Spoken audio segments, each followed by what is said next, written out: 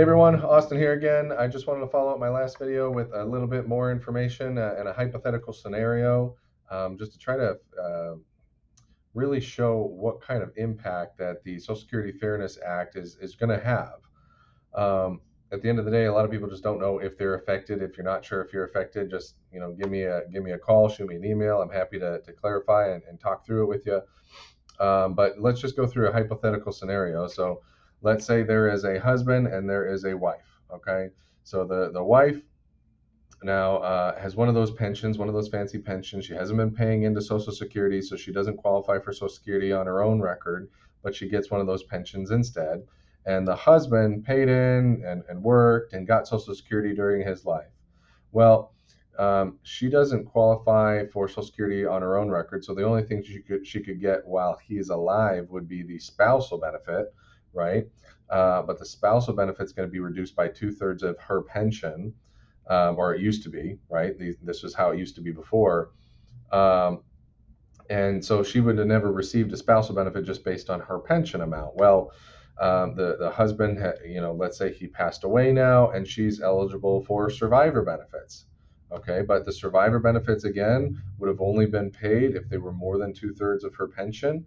And let's just say, it still wasn't quite there. It wasn't enough to where she would actually get a Social Security benefit. So she just never even applied.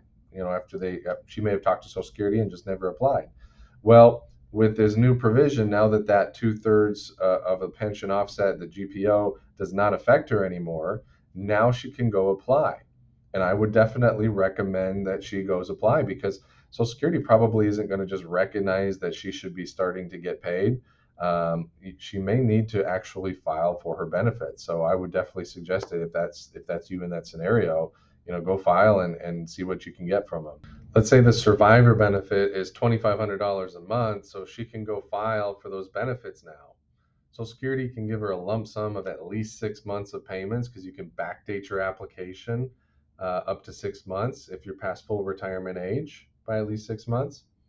And they might even backdate the payments all the way to January 2024. It's not quite clear yet if you're going to be eligible for the payments all the way back there if you're not already collecting some sort of benefits, but it is possible, and I would ask for it.